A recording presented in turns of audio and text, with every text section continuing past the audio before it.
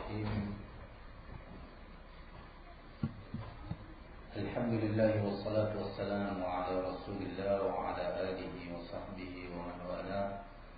Wa ashhadu an la ilaha illallah wahdahu la syarika lah wa ashhadu anna Muhammadan abduhu wa rasuluh.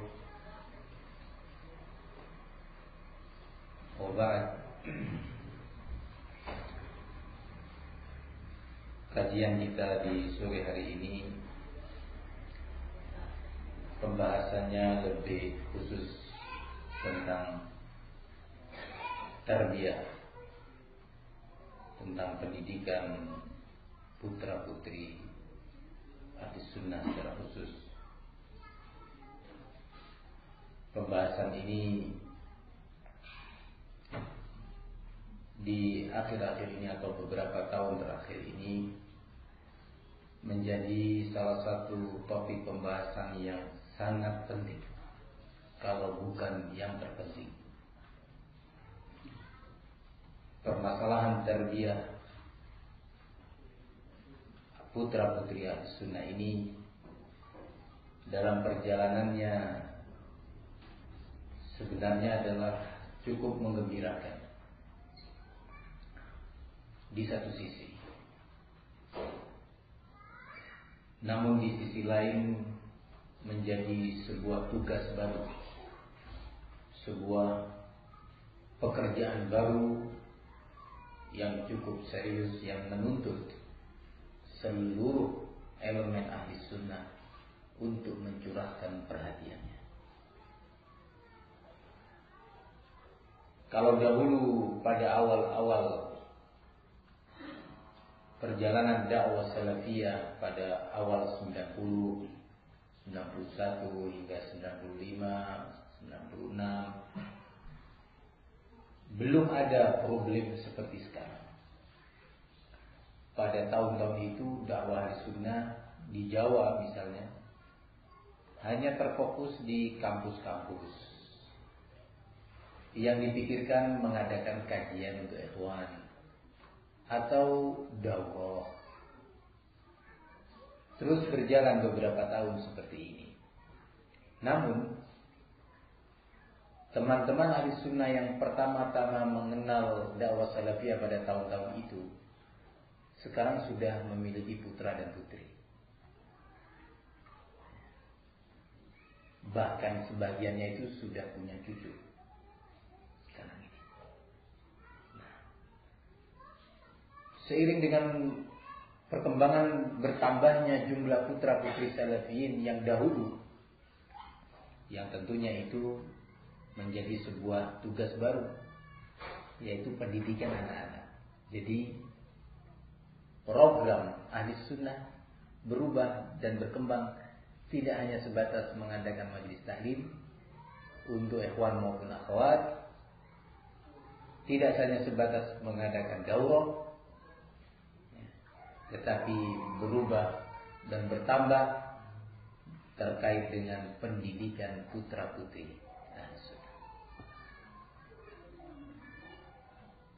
Di waktu yang sama pula jumlah salafiyin bertambah pesat, luar biasa. Kalau seandainya ada ikhwan salafi yang baru tahu dakwah pada tahun-tahun tersebut, pergi ke luar negeri, kemudian pulang sekarang, dia akan melihat sebuah perkembangan yang sangat luar biasa. Dakwah salafiyah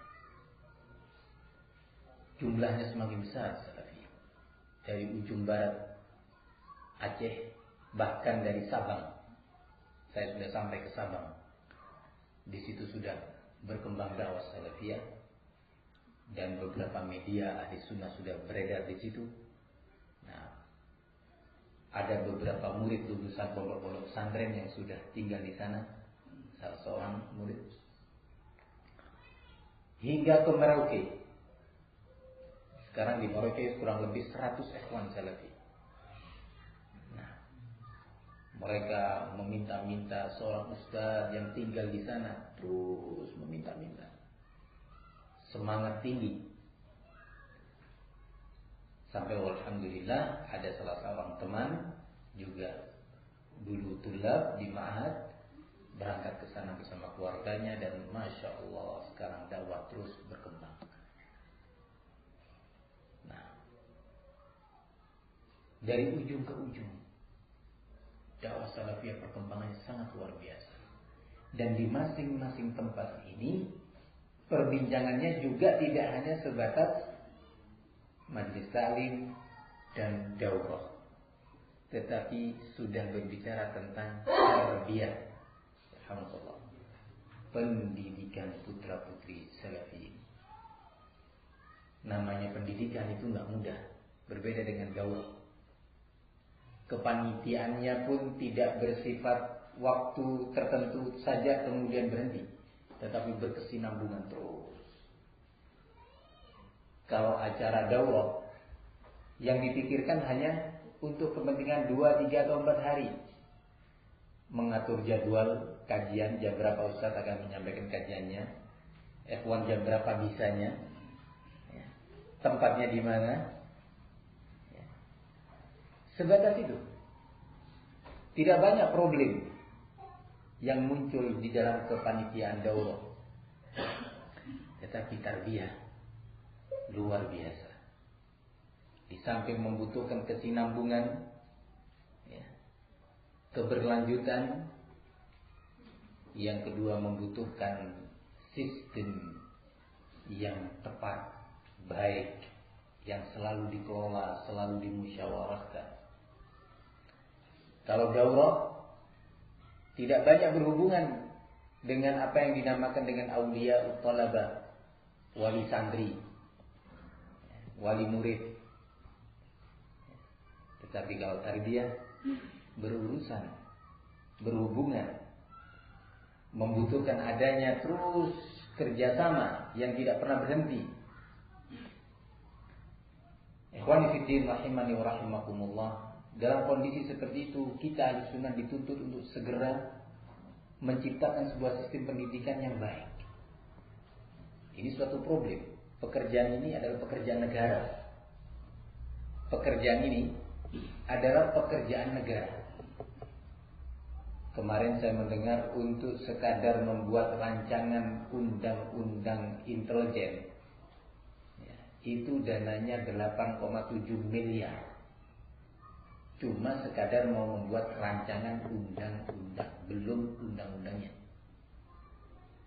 Harus mengadakan studi banding ke berbagai negara, rapat demi rapat.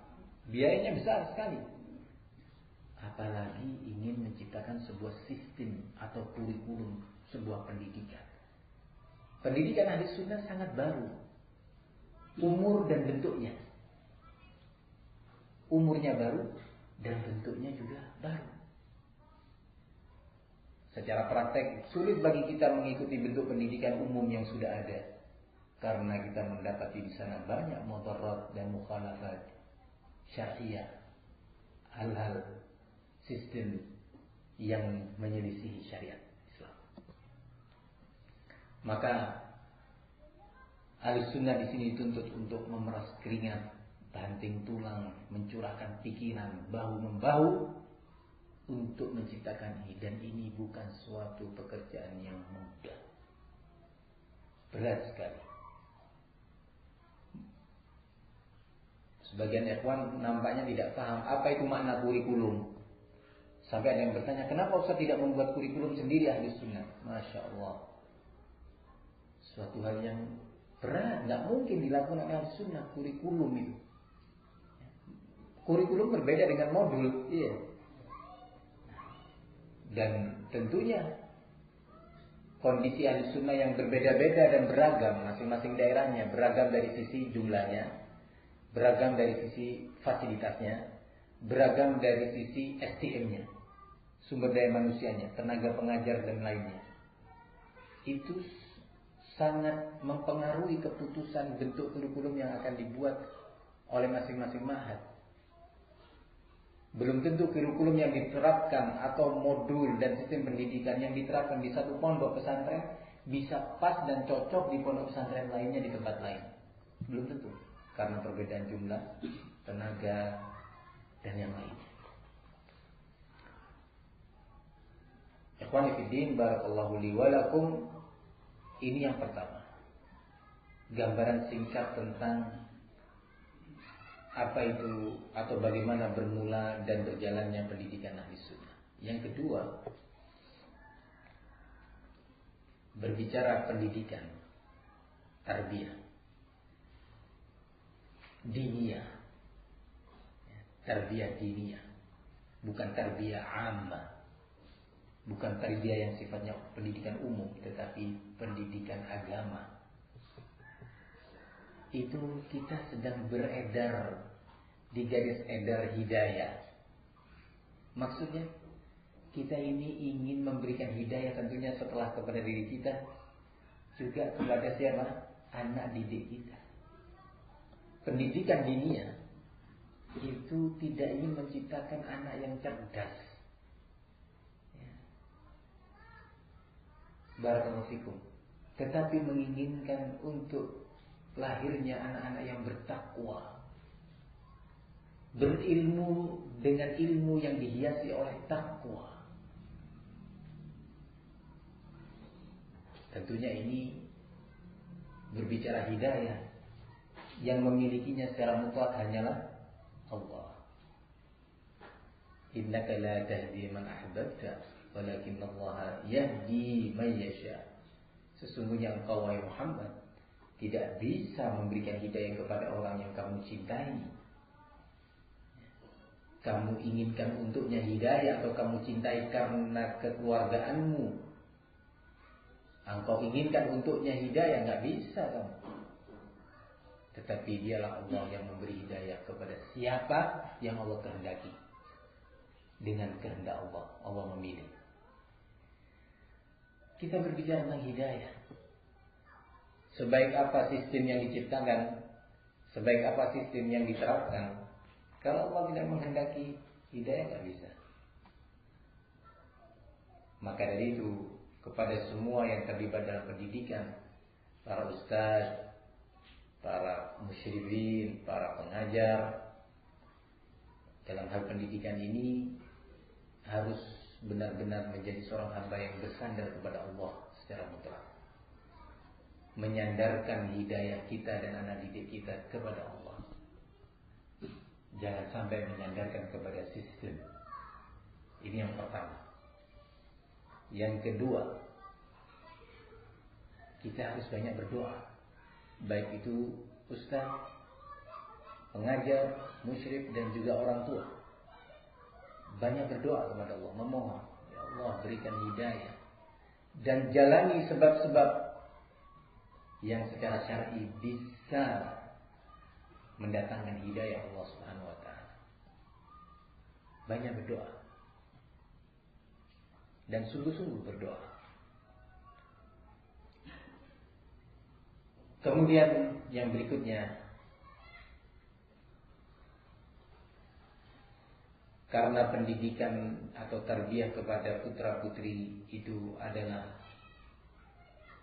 kepentingan bersama antara pihak ma'had, pihak pondok, pihak sekolah dengan para wali tulab, auliya talaba, ya. Bahkan kalau boleh saya katakan, bukan hanya kepentingan bersama, kepentingan para auliya talabah terutama, kepentingan para ayah dan ibu, para wali santri terutama. Karena hal ini masuk dalam bagian ya ayyuhalladzina amanu qu anfusakum wa ahlikum nar. Masuk dalam bagian hadis Rasul, kullukum ra'in wa kullukum mas'ulun an ra'iyati. Masing-masing kalian adalah penanggung jawab, dan masing-masing penanggung jawab akan dimintai pertanggungjawabannya. Itu adalah orang tua terkhusus, ayah dan ibu. Ayah dan ibu. Sehingga pendidikan anak-anak kita itu sangat dituntut adanya peran para orang tua, peran ayah dan ibu. Jangan sampai ada kesan muncul, dan bahkan ini yang sudah nampak, bahwa keberhasilan pendidikan itu sangat ditentukan oleh pihak ma'had atau pihak pondok pesantren. Nah, keberhasilan pendidikan, apa makna berhasil? Yakni anak itu menjadi orang yang bertakwa, anak yang saleh, bermanfaat untuk dirinya, keluarga dan umat. Itu makna keberhasilan. Bukan keberhasilan itu maknanya melahirkan para huffaz, para penghafal-hafal Al-Quran, para huffaz mutun yang menghafal matan-matan ilmu, ya, menguasai periwayatan hadis, menguasai berbagai usul baik fikih maupun usul hadis maupun usul akidah dan yang lainnya. Nah, bukan itu tujuan utama tajwid, tapi tujuan utamanya adalah melahirkan anak-anak yang saleh, yang bertakwa. Nah, kata sebagian ulama, la'anallah az-zaka bila zakat. Allah melaknat kecerdasan yang tidak disertai dengan adanya ketakwaan. Nah, ini satu hal yang penting. Peran serta para wali thalabah. Peran serta itu yang pertama adalah, setidaknya yang pertama kali, keikhlasan para orang tua. Bahwa dia mendidikkan anaknya di sekolah atau di ma'had atau di pondok ini dalam rangka menjadi anak yang soleh. Jangan sampai ingin menjadi anak yang terpandai, menjadi anak yang paling ranking, anak yang ini dan itu. Tapi keinginannya adalah anak yang soleh, mengharapkan ridha Allah. Bukan untuk dikatakan, wah anaknya Pak Fulan luar biasa, cerdas, kalau menghafal Quran cepat dan ini dan itu. Bukan untuk itu, tetapi benar-benar mengharapkan ridha Allah. Ayah dan ibu, ibu-ibu mendengar ini ya, nasihat ini. Ayah dan ibu sama-sama mengikhlaskan niat dalam mendidikkan anaknya di pondok pesantren. Bahwa ini adalah tugas saya yang Allah bebankan kepada diri saya. Saya mengharapkan ridha Allah dan ganjarannya. Ini yang pertama, bentuk ta'awun, kepedulian orang tua terhadap keberhasilan pendidikan putra-putrinya. Bentuk yang kedua, peran yang kedua, ta'awun yang kedua adalah doa yang tadi saya sebut. Memang ayah dan ibu berdoa, betul-betul berdoa dia. Serius dia. Serius dalam berdoa kepada Allah di dalam sholatnya, memintakan hidayah untuk putra dan putrinya. Di waktu-waktu mustajabah antara azan dan iqamah, atau sepertiga malam yang terakhir, atau di saat hujan turun, atau di saat safar, dia selalu ingat doa untuk anaknya, untuk putra-putrinya. Ya. Ini yang kedua, bentuk peran dan ta'awun yang kedua. Yang ketiga,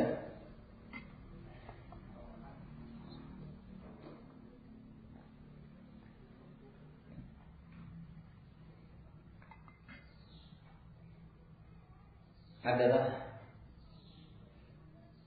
adanya upaya kepedulian terkait dengan perkembangan anak-anaknya. Ketika anaknya pulang dari sekolah ditanya, belajar apa tadi anakku? Abah tadi belajar akhlak. Oh akhlak. Ya. Apa? Coba lihat Abah, lihat bukunya. Itu anak senang kalau begitu ya. Dilihat, oh iya bagusnya, kamu bisa baca ini?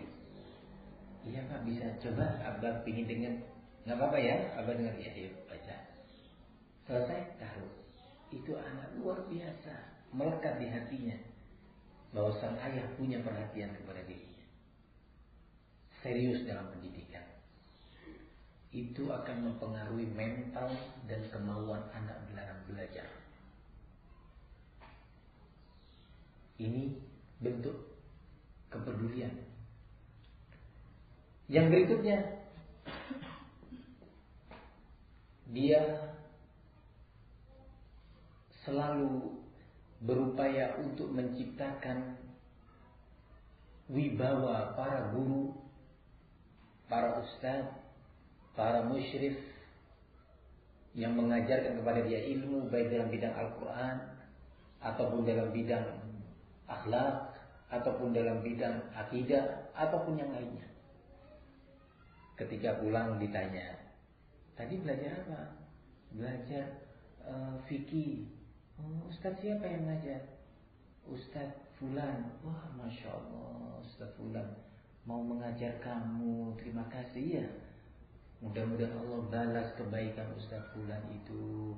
Masya Allah. Kamu doakan ya, jangan lupa Ustaznya. Kalau sholat bilang, ya Allah, tambahkan hidayah untuk Ustazku ya Allah. Ya Allah, berikan taufik untuk pengajarku di bidang Al-Quran ini. Ya Allah, Ustaz Fulan. Diajarkan kepada anak untuk mengerti jasa orang lain, berbalas budi. Nanti ditanya lagi, kalau berangkat sekolah, nanti pelajaran apa? Al-Quran. Ustaz apa? Ustaz Fulan. Kirim salam ya. Bilang abah salam buat Ustaz. Itu luar biasa. Peran seorang ayah dan seorang ibu terkait dengan program hidayah untuk anaknya. Yang berikutnya, di antara bentuk peran orang tua dan andil yang diharapkan adalah adanya kerjasama dengan pihak ma'had, pihak pondok pesantren, dengan pengurus, dengan barakallahu fikum para ustadznya. Ada kerjasama. Misalkan kerjasama itu banyak bentuknya. Kalau anak-anak itu diberi tugas dan ada buku tugas, betul-betul diperhatikan tugas anak. Kalau ada catatan dari para guru, para ustadz dalam buku komunikasi antara sekolah dengan ma'had, biasanya ada buku komunikasi. Biasanya ada buku komunikasi, dicatat oleh seorang ustadz bahwa anak ini di sekolah begini dan begini. Diterima masukan dari ustadz itu dan ditindaklanjuti dengan baik, dengan hikmah. Begitu juga ketika di rumah terjadi sesuatu yang negatif pada anak ini, jangan disembunyikan. Terjadi sesuatu akhlaknya atau tindakannya di rumah yang negatif, misalkan suka mengganggu adik, sombong kepada adiknya, atau membentak orang tua, atau yang semisalnya, laporkan kepada ustaz. Ini anak saya begini. Lebih baik lagi kalau bertemu langsung dengan ustaznya, menceritakan tentang apa yang jadi problem tentang anak ini. Jangan sampai malah disembunyikan. Kita kalau punya mobil atau alat elektronik yang rusak, itu keinginan kita disebutkan semua yang rusak. Kadang-kadang ada gangguan ini Pak, kalau jalan tiba-tiba bunyi begini Pak. Nah itu kalau saya rem tiba-tiba begini Pak. Semuanya mau disebutkan supaya mobilnya itu yang sudah tahun 87 misalkan, kayak mobil baru tahun 2008, build up lagi. Pinginnya itu serba enak, gasnya sekali injek, nah remnya bagus, ininya bagus, suspensinya bagus, maunya seperti itu. Atau kalau kita sakit, pergi ke dokter, wah macam-macam yang dia keluhkan, padahal si dokter paham intinya tuh di sini, tapi dia mau cerita, dok, saya kalau orang itu begini dok, dok sebentar saya kalau mau tidur begini, tiba-tiba kalau saya mau jalan begini dok, padahal dokter tahu sudah intinya di sini. Cuma dia banyak bercerita, mengeluh, semua kekurangan yang ada di dirinya itu mau diceritakan kepada dokter. Nah, itu urusan jasad, urusan fisik ini. Bagaimana dengan urusan iman, akhlak, hidayah diri kita dan anak-anak kita? Lebih dari itu, Ayo kerjasama dengan para pengurus, para ustaz, para pengajar. Ini anak saya di sini kelemahannya. Sampaikan di rumah gini. Nah, barakallahu fikum. Jadi ustaz pun bisa membantu nanti. Tapi kalau diceritakan yang baik-baik, wah kalau di rumah dia bagus murojaahnya ustaz. Padahal dia nggak cerita, dia suka mengganggu adiknya. Dia bagus ustaz kalau menghafal PR-nya dikerjakan semua. Tapi dia tidak cerita bahwa di rumah ada beberapa akhlak negatif pada anaknya. Sehingga sulit dibenahi kekurangan itu. Berarti dia tidak sayang pada anak. Tidak sayang dia. Tidak ingin membenahi anaknya. Dia tidak ikhlas berarti. Karena dia hanya ingin disebut dan didengar oleh orang tentang anaknya yang baik-baik saja. Padahal ini pendidikan ini. Kerjasama ini. Barakallahu fikum. Maka jadikanlah ma'had itu sebagai partner. Jadikanlah ma'had itu sebagai teman ta'awun untuk membenahi kita dan anak-anak kita. Jadikan itu. Kalau suasana ini sudah terbentuk pada diri masing-masing wali santri itu, terbentuk bahwa ma'had itu adalah teman dan partner saya di dalam meraih hidayah untuk anak-anak saya yang saya cintai. Ini modal yang sangat luar biasa. Baik sekali. Diundang rapat misalkan, musyawarah oleh ma'had. Ya. Diundang oleh ma'had untuk bermusyawarah. Berbicara tentang apa? Ya pendidikan anak-anaknya. Jangan sampai undangan ma'had itu dinomor-duakan. Waduh, pada tanggal itu saya ini ada janji. Ya cobalah janjinya itu yang di lobby untuk bisa dimajukan atau dimundurkan. Nah, coba. Jangan kemudian mudah menganggap nomor 2 undangan pihak pondok pesantren atau ma'had. Salah sudah. Lah kita bekerja, cari dunia itu untuk siapa? Untuk anak kita kan? Untuk fisiknya, untuk beli bajunya, makannya, vitaminnya. Dan sementara vitamin iman, vitamin akidah, protein hidayah, ini kita nomor-duakan. Berapa banyak selama kita menggeluti pondok pesantren ini orang tua yang belum mengerti tujuan-tujuan pendidikan. Sudah diberi undangan dan ditelepon, masih saja dinomor-duakan. Padahal itu akan berbicara tentang anak-anak mereka. Maka jangan seperti itu. Tolong dinomorsatukan. Pekerjaan paling penting dalam kehidupan kita adalah pendidikan anak-anak kita.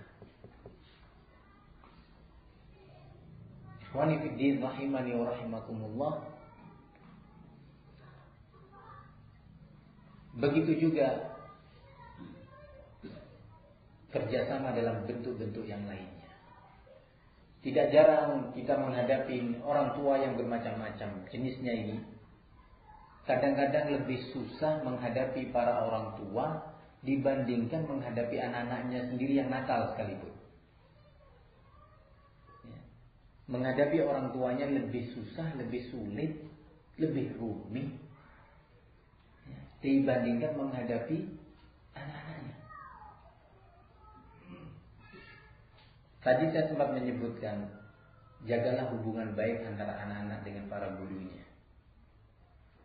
Kalau wibawa para guru di hadapan anak-anak itu masih terjaga, maka barakallahu fikum, proses pendidikan itu, proses hidayah itu akan lebih mudah.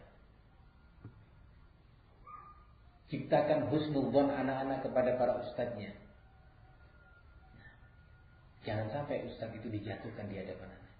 Misalkan antum lihat, kebetulan antum diberi kelebihan lah di satu sisi dalam bidang ilmu. Disampaikan ini menurut ustadz gini, wah salah itu ustadznya. Sudah biar nanti abi yang ngomong sama ustadznya.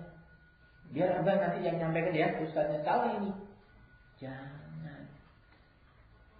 Ya. Padahal belum tentu itu salah. Ya. Cuma mungkin dia salah memahami. Kalau toh betul benar bahwa sang guru itu salah Jangan di hadapan anak. Para ibu juga demikian, hati-hati ibu-ibu ini. Ya. Jangan sampai wibawa ustaz dijatuhkan di depan anak-anak. Itu kan pendidik anak-anak kita.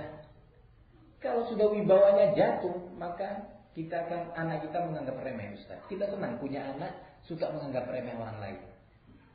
Tentu kita nggak senang punya anak suka menganggap remeh ustaznya. Ya.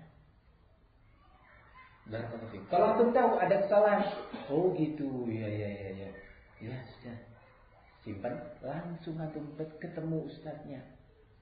Ya.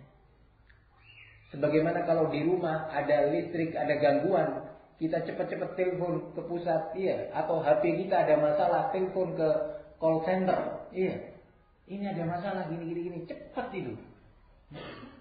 Sama juga anak-anak kita, cepat hubungin call center. Ma'had, iya, datangin, tinggalkan kerjaan itu. Ya. Ada orang lain telepon kita, Pak, ini ada pesanan order sekian. Sebentar, saya masih ada order lain, order akhirat. Ya. Datangin, Ma'had. Afwan Ustaz, ini saya menemukan catatan begini. Saya nggak paham Ustaz, maksudnya Ustaz. Apa ini? Nah, minta penjelasan pada Ustaz dengan penuh adab dan cara yang baik. Nah, menjaga wibawa Ustaz, menjaga wibawa guru dan pengurus di ma'had. Begitu juga kadang-kadang namanya anak-anak itu suka memberikan laporan kan. Aku tadi dijiwit sama Ami Fulan atau Ustaz Fulan, dicubit aku. Sini kuning B sampai merah ini B. Wah, iya. Kenapa kamu dijiwit? Nggak tahu B. Nggak ada salah kamu dijiwit. Kamu dicubit nggak punya salah. Iya B. Wah, ini sudah salah berkali-kali ini sudah. Salahnya itu menumpuk. Ya, yang pertama dia tidak hakim, tidak hikmah menyikapi anak yang kecil ini tadi. Anak ini merekam caranya antum. Langsung itu pendidikan itu. Si anak langsung merekam cara ayah dan ibu menyelesaikan sebuah problem. Ya. Langsung itu karakter anak akan tercipta di situ. Ya. Yang kedua, antum telah merusak anak antum sendiri terkait dengan para pendidiknya. Wibawanya hancur. Nah, kalau sudah pendidiknya hancur wibawanya, maka dia tidak akan memiliki figur lagi. Nah, bagaimana caranya? Pertama, anak ini dinasihatin. Ya, insyaallah sabar. Mungkin kamu ada kesalahan. Enggak, aku enggak salah. Ya, mungkin kamu enggak sadar. Ya, kamu mungkin enggak sadar kan? Nah, seorang hamba Allah itu kalau betul dia dizalimi, dia memaafkan. Mungkin saja ustaznya lagi ada masalah. Ustaznya kan manusia. Kan nggak ada program kayak bisa diprogram ustaznya itu.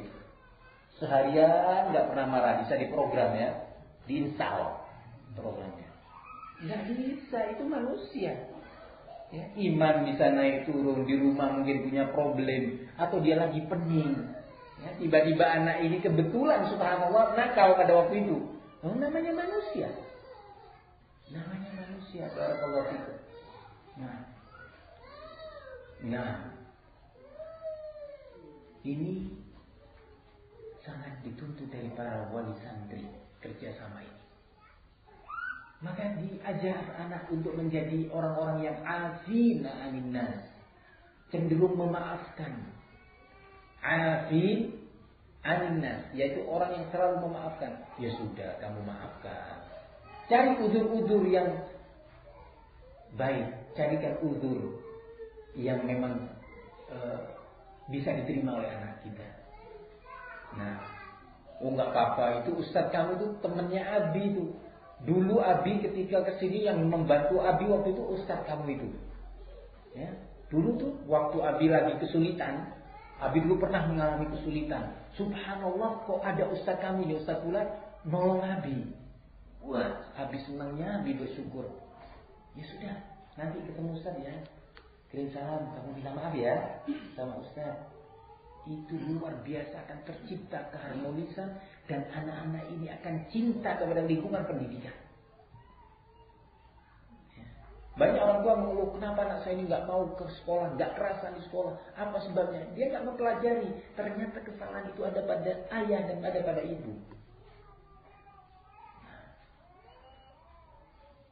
Ikhwani fid din rahimani wa rahimakumullah. Di antara bentuk ta'awun yang lainnya, yang kelanjutan dari yang terakhir ini, yang saya katakan jangan mudah terprovokasi oleh laporan anak.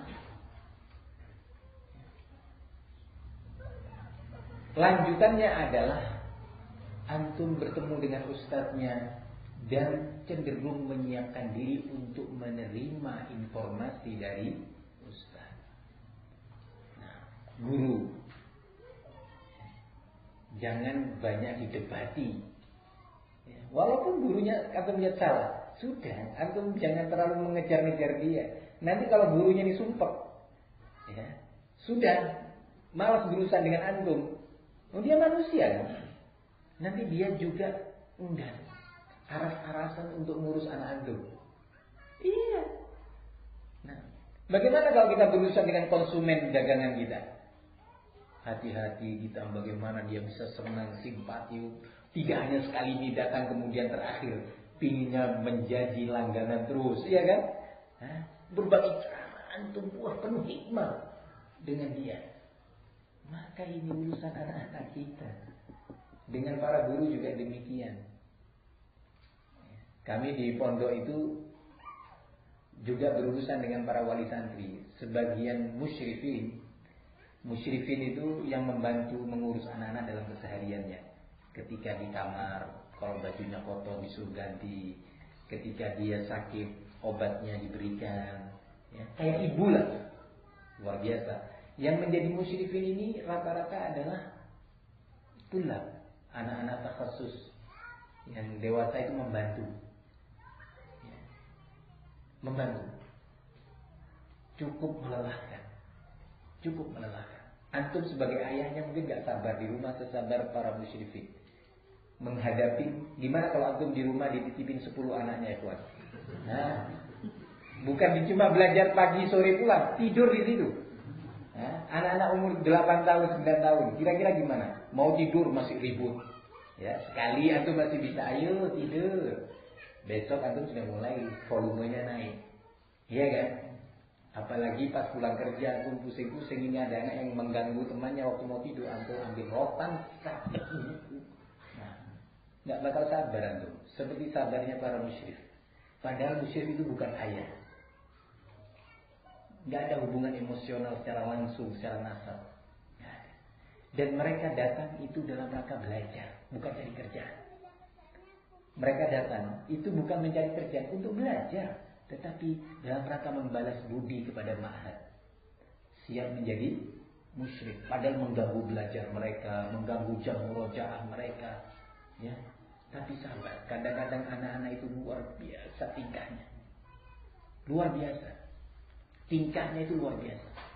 Memancing emosi memang. Ya kalau cuma sehari, sepekan, 2 pekan, selesai kayak daurah. Iya, urusannya selesai. Kalau sebulan, 2 bulan, setahun berurusan dengan anak-anak ini, ya, luar biasa sudah pengorbanannya. Barakallahu fikum. Lah jangan disakitin. Ada sebagian wali santri itu yang nggak mau paham. Si musyrik dengan penuh adab menyampaikan ketika apa atau via telepon, Pak, maaf Pak ya, ini saya musyriknya anak Bapak si fulan. Iya, ini saya ingin berdiskusi menyampaikan kepada Bapak beberapa hal tentang anak ini. Nah, pertama dia laporkan tentang ini. Saya memohon Bapak juga bisa membantu kami. Oh enggak, itu anak saya sudah telepon kok. Maksudnya dia dalam kasus ini itu begini. Saya kira tadi antum musyrik ini salah memahaminya. Sekali, 2 kali, begitu lagi. Akhirnya si musyrik malas telepon bapak itu. Sudah, siapa yang rugi? Anak. Penyakit dia tidak terobati. Si musyrik pun, anak juga mau ibadah kepada Allah. Saya ingin sholat saya khusyuk. Saya nggak ingin disibukkan dengan yang seperti ini. Saya mau menghafal Quran, saya mau menghafal ini, saya mau menulis. Ya sudah, ini nakal, ya sudah. Tapi yang penting sudah mulai di musyrik. Yang penting jangan mengganggu anaknya orang. Begitu mengganggu saya sabar dia. Iya. Ayah sudah nggak bisa diajak kerja sama. Ya, anak tetap seperti ini. Beda dengan pendidikan umum. Pagi jam 7 masuk, jam 8 sekolah, jam 12 jam 1 pulang, selesai. Beda pendidikan pondok. Mau menciptakan anak soleh, bukan mau menciptakan anak cerdas. Ya, enggak. Jadi lebih rumit urusannya. Sekolah umum nggak mau tanggung jawab dengan hal-hal lain seperti ini. Enggak. Yang penting anak ini pintar, lulus ujian, terus sekolah. Nggak lulus, nggak naik berapa kali, keluarkan, selesai. Tapi kalau pondok pesantren, beban mentalnya, tanggung jawabnya lebih besar. Nah, sebagian orang tua nggak cukup sampai sana, musyrifnya diintegrasi. Aduh, sampai sebagian musyrif itu nangis. Iya, datang kepada kita, Ustaz, minta maaf, tugaskan saya di tempat lain, di dapur ataupun sebagai pembersih, ya, tukang sapu, daripada saya jadi musyrik. Saya nggak khusyuk sholat.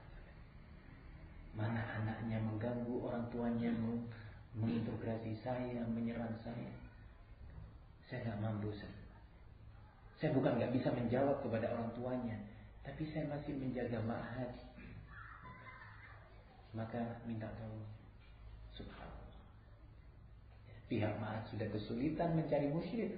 Kalau mencari musyrik dari tempat lain yang harus digaji, setiap orang digaji, ya, maukah para orang tua SPP per bulannya 400.000? Uang makan dan SPP-nya 400.000? Berat. Subhanallah. Bahkan ada orang tua itu yang subhanallah, ya subhanallah. Saya cerita ini mudah-mudahan tidak ada di sini. Jadi si anak nakal, akhlaknya, adatnya terhadap teman-temannya mengganggu, suka berdusta dan yang lain. Si musyrik lebih dari setahun, lebih dari 2 tahun berusaha membenahi ini sampai terpaksa melibatkan orang tua. Nah, si anak si ayah ketika mendapatkan laporan dari musyrik, itu bukannya berterima kasih dan berusaha membenahinya, menjaga perasaan musyrik untuk sama-sama bekerja sama, enggak. Pulang, ya, anaknya dipanggil. Kamu benar, kamu mengucapkan begini-begini. Enggak. Loh, musyrik kamu bilang begitu. Enggak, Bi. Benar enggak ya? Ya. Tapi kamu katanya melakukan ini. Enggak, Bi, enggak benar. Wallahi, aku enggak melakukan itu, Bi. Benar kamu, berani sumpah. Iya, Bi. Coba ini cara pendidikan seperti ini kepada anak. Sudah? Kalau gitu Abi mau temui musyrik, iya. Temui musyriknya. Enggak, anak saya enggak mengakui kok itu. Enggak benar kok katanya. Dia bahkan bersumpah. Nah, si musyrik akhirnya melihat, lah bapak mau percaya anak bapak atau mau percaya saya? Kalau bapak mau percaya anak bapak, ya silahkan. Tapi ya tolong jangan disibukkan kami di sini. Akhirnya si anak ini kurang ajarnya sama musyrik luar biasa. Sampai sang anak ini, ya, ketika makan bersama, ya, biasanya ditemani oleh musyrik, ya, untuk mendidik penerapan adab ketika makan. Itu saat ini tadi anak makan nasi dilepeh, kalau dilepeh, maaf saja, ditaruh di tempatnya musyrik. Si musyrik nggak paham, dia dimakan hasil lepehan si anak didik. Akhirnya dia tahu setelah itu, wah, saya dibeginikan. Nah, dan tadi sudah saya katakan, para musyrik itu tidak datang ke ma'had untuk mencari kerjaan. Enggak ingin menjadi pembantu rumah tangga. Pembantu rumah tangga aja sekarang gajinya berapa? Kalau di Jawa, di kota-kota besar, Surabaya dan sekitarnya itu sampai 500.000 per bulan. Ya, nggak tahu kalau di Banjarmasin sini. Nah, itu sampai 500.000 per bulan. Musyrik ini tidak digaji wala 50.000. Nah, Kalau bicara gaji, kalau seandainya mereka boleh memilih, saya gaji 1 juta, jadi musyrik atau mau belajar jadi murid? Ya jadi murid Ustaz, saya tinggalkan kuliah untuk ini kok. Ikhwani fiddin, maka dari itu para orang tua dituntut kerjasamanya dengan pihak ma'had. Jadikanlah ini proyek bersama. Proyek bersama. Kemudian yang berikutnya, kalau ada kekurangan di pondok pesantren, ada suatu kekurangan di pondok pesantren menurut salah satu antum, maka kekurangan ini kan tempat pendidikan anak kita kan ya, tempat dididiknya anak kita, itu jangan dibicarakan di luar. Dari sana ke sini, dari majlis ke majlis, dari rumah ke rumah, dari ummahat ke ummahat yang lainnya. Ya. Jangan diceritakan ke sana kemari. Ini sudah salah dan tidak mengerti tentang tujuan-tujuan pendidikan ahli sunnah. Kalau ada seperti itu, langsung datang kepada pihak pondok pesantren. Bukan dalam bentuk sudah yakin bahwa ini salah, tapi dalam rangka ingin diskusi, ingin tanya, memberi masukan. Jika ini menurut saya loh Ustaz atau akhi yang dari jauh saya melihat, saya ini kerjaannya tiap hari dagang kok ya. Cuma kebetulan saya melihat ini kok menurut saya begini. Kira-kira gimana? Apa saya salah? Enak kan kalau seperti itu. Tapi kalau sudah bahasanya ini salah, ini nggak begini mestinya. Loh, kamu ini pedagang. Kami tiap hari ngurus pendidikan.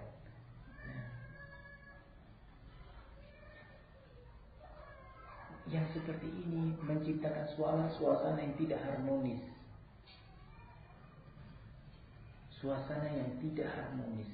Dan itu kembali lagi menambah kesibukan beban tarbiyah putra putri ahli sunnah.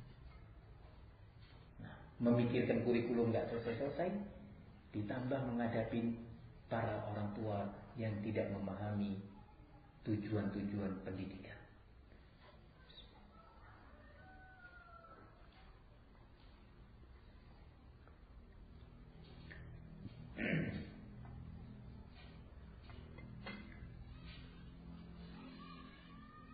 Ikhwani fiddin, barakallahu li wa lakum.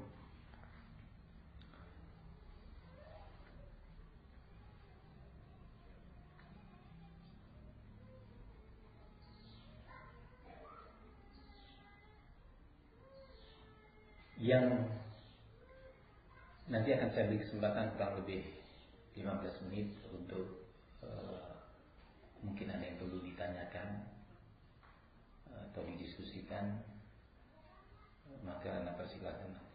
Atau labas sekarang kita mulai, mungkin ada yang perlu ditanyakan atau didiskusikan, saya persilakan. Nah, barakallahu fikum.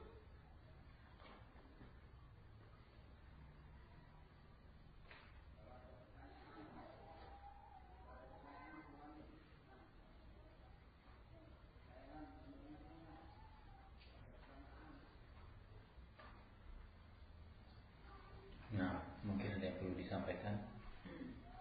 Fadhal.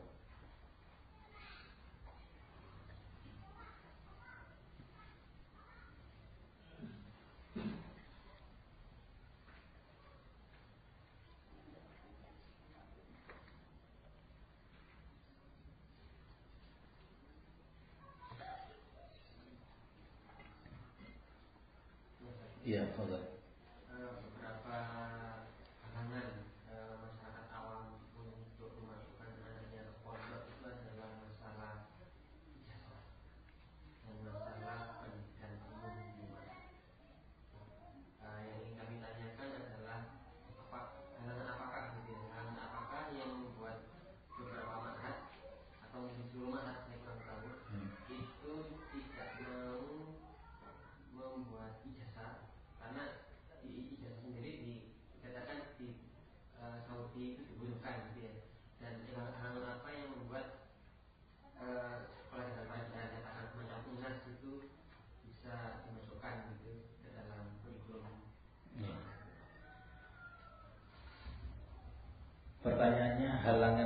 apakah yang menghalangi ahli sunnah untuk menjadikan lembaga pendidikannya adalah lembaga pendidikan yang berijazah?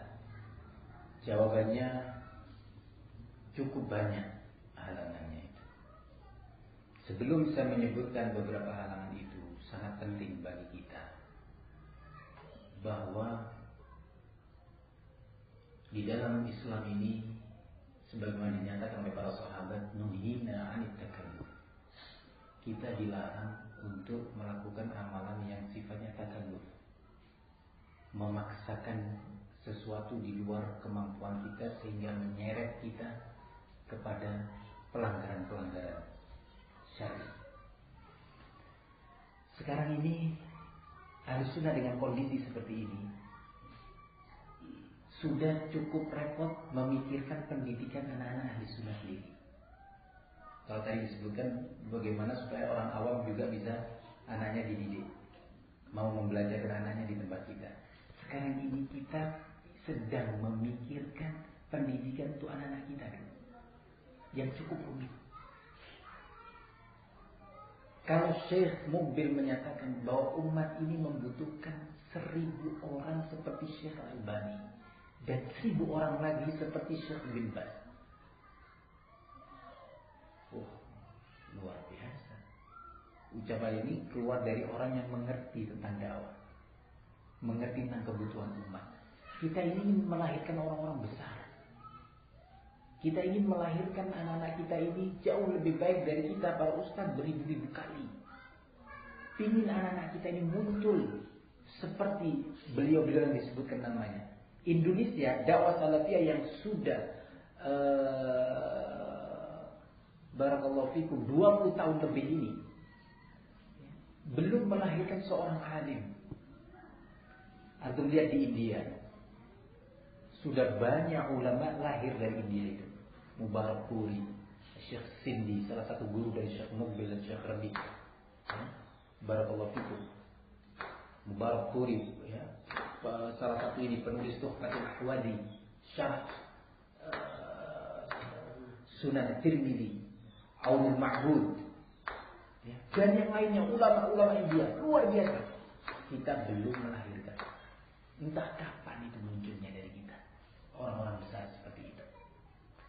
Ya. Barakallahu fikum. Nah, sekarang kita sedang terfokus memikirkan pendidikan anak-anak kita yang sulit kita dapatkan di tempat-tempat umum. Bukan demikian? Ya, kita sedang sulit nih sekarang memikirkan pendidikan ini. Sarana kita terbatas, guru-gurunya terbatas. Ya. Maka dari itu, kalau kita menyadari ini, apakah ijazah itu besar atau terlalu besar fungsinya untuk melahirkan seorang ulama? Jawabannya tidak. Anak yang menempuh pendidikan pondok pesantren sejak dia belajar sejak kecil sampai tingkatan SD, tingkatan berikutnya sampai dia umur 18, 19 tahun, 20 tahun, dia bisa berangkat ke luar negeri ke Yaman untuk belajar. Duduk di sana 10 tahun, 15 tahun, 20 tahun biarkan di situ anak kita pulang menjadi seorang alim biidznillah ta'ala tanpa ijazah. Antum kira para masyayikh kita itu, Syekh Rabi, Doktor Syekh Rabi, ilmu Syekh Rabi mayoritasnya itu bukan dari hasil dari jamiah secara khusus, tetapi hasil dari halakoh-halakoh masyayikh, guru-guru beliau di luar universitas. Para masyayikh kita yang sekarang ini, yang sudah doktor sebagiannya, bahkan profesor semacam Syekh Bukhari, mayoritas ilmu beliau itu lebih banyak didapatkan dari halakoh-halakoh masyayikh di Masjidil Haram. Ini berikutnya, nggak sama tentunya dan tidak boleh disamakan negeri kita dengan Saudi Arabia. Kalau Saudi Arabia itu memang pendidikannya sejak awal sampai akhir memang tarbiyah Islamiyah. Resmi dari negara begitu memang. Tauhid, penanaman sunnah itu terus ditanamkan. Sehingga dalam berbagai aturannya tidak melanggar syariat Islam. Tetapi beda dengan kondisi kita di Indonesia. Berbeda jauh dengan kondisi kita di sini. Setelah kita pelajari, ijazah itu ada dua, mau ikut Dignas atau mau ikut Digbud. Nah, kalau mau ikut Dignas, maka ada persyaratan-persyaratan yang cukup serius. Terlalu jauh itu pembahasannya.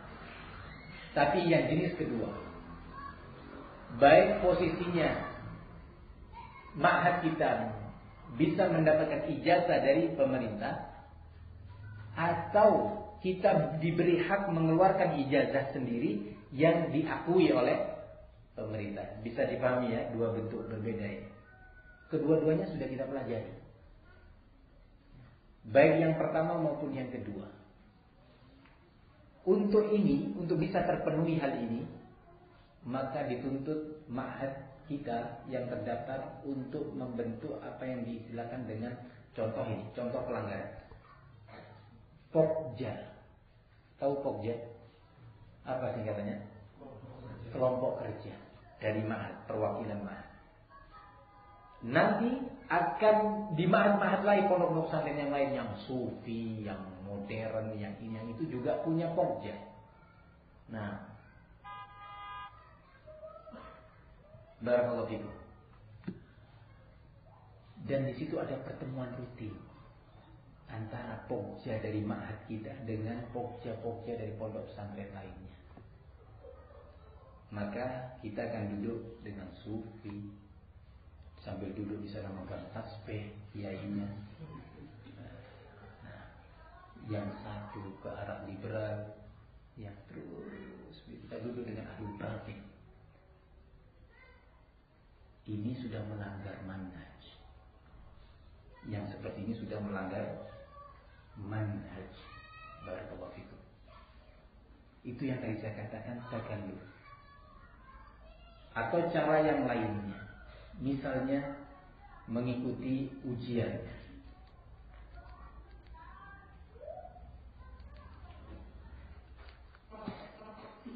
Mengikuti ujian nasional. Barakallahu fikum. Nah,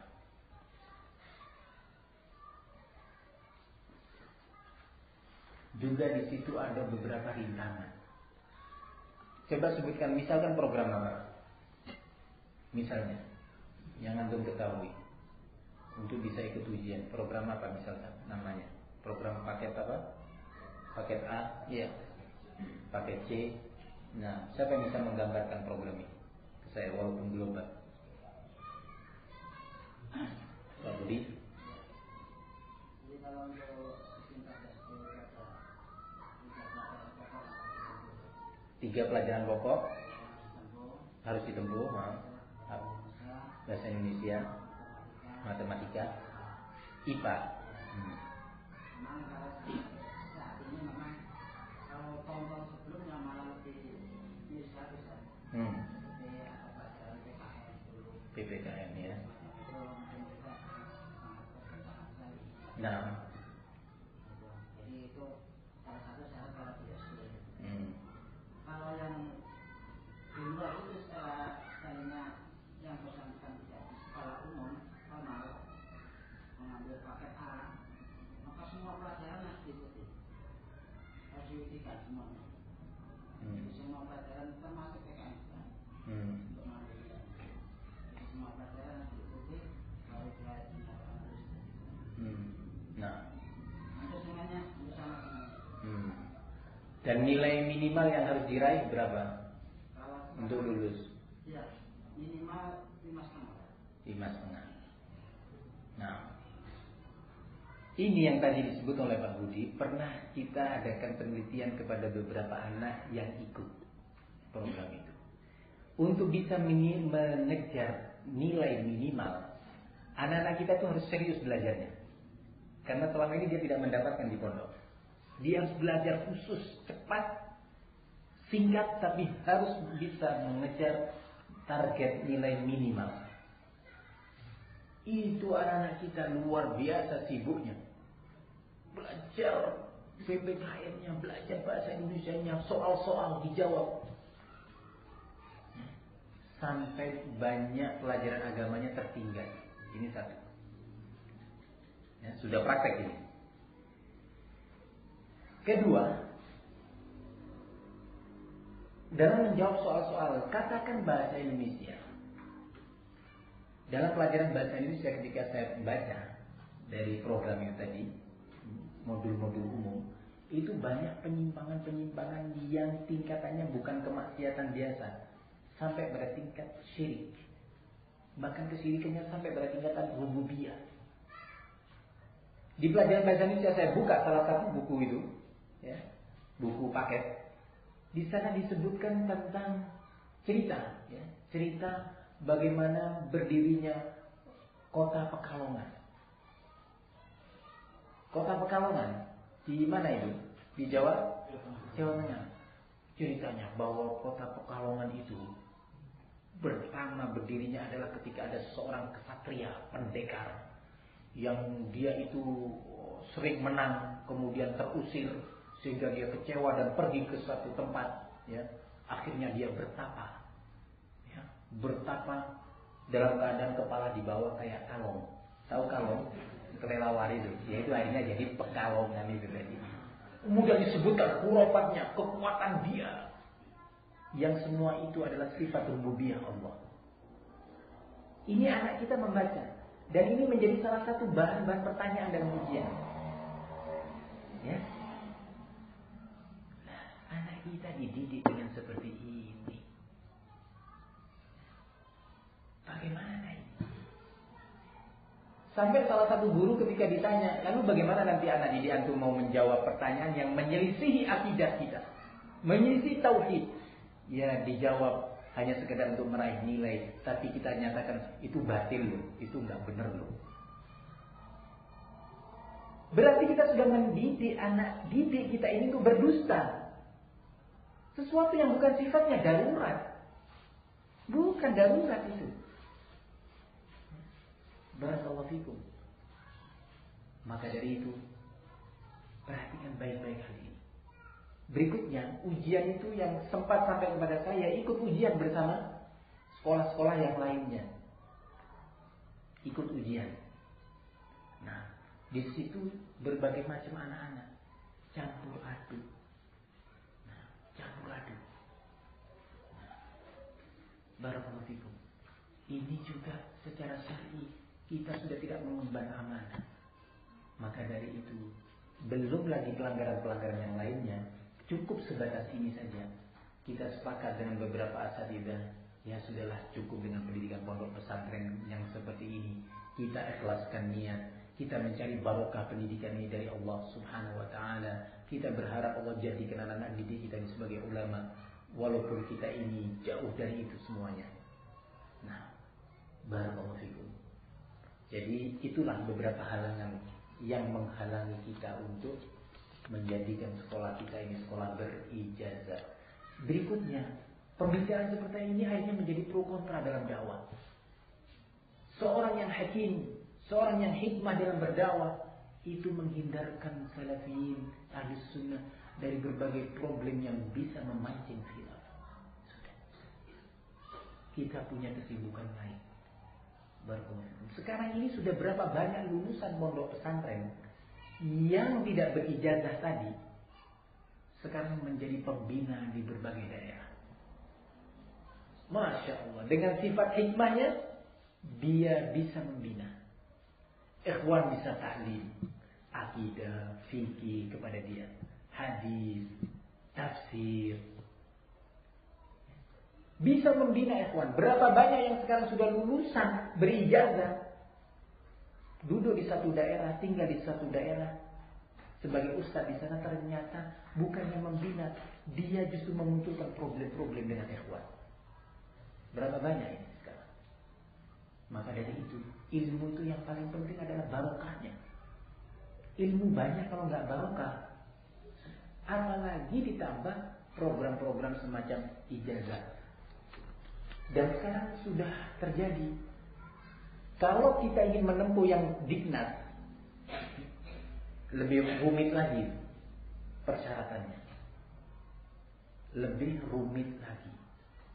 Nah, sekadar saran karena terbatasnya waktu, sudahlah kita cukupkan pendidikan kita dengan seperti ini, dengan terus meningkatkan mutu, kerjasama yang baik ya, dalam berbagai bidang pelajaran. Nah, cukupkan dengan ini. Insya Allah akan muncul barokahnya. Insya Allah akan muncul barokah ilmu dan pendidikan. Lihat nanti 5, 7, 10 tahun ke depan. Nah, barakallahu fikum.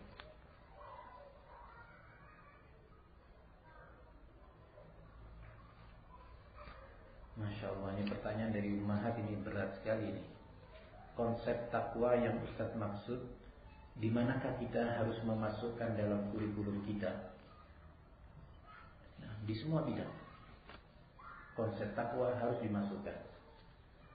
Selama ini pengajaran diniyah yang diajarkan sebatas memberikan catatan, dihafalkan, kemudian dihafalkan. Bagaimana keberhasilan diniyah bisa kita lihat, atau adakah target-target yang dicapai setiap tahapan? Iya, ada target-target yang ingin dicapai pada setiap tahapan. Hanya saja itu membutuhkan waktu yang lebih panjang lagi untuk saya berbicara tentangnya. Tetapi yang ingin saya tekankan dalam majelis kali ini, apa yang tadi sudah saya sampaikan. Pertama, semua wali santri memiliki kesadaran bahwa ini adalah pekerjaan bersama. Pendidikan bukan hanya pekerjaan pondok. Kedua, wali santri harus memahami tujuan-tujuan pendidikan dengan yang tadi sudah saya sebutkan berbagai poinnya. Nah, kemudian yang ingin saya tekankan dalam kesempatan terakhir saya bermajlis dengan antum di Banjarmasin untuk kali ini, barakallahu fikum, saya sudah meminta tolong kepada beberapa ustaz untuk membantu pendidikan dan dakwah di Banjarmasin, membantu Al-Ustaz Aslam Habibullah bersama antum di sini di dalam melancarkan program tarbiyah dan dakwah untuk berjalan lancar dan terhindar dari berbagai problem atau masalah yang berpotensi menciptakan problem yang akan menyibukkan kita dan menyita waktu dan pikiran kita. Maka saya meminta kepada dua ustaz.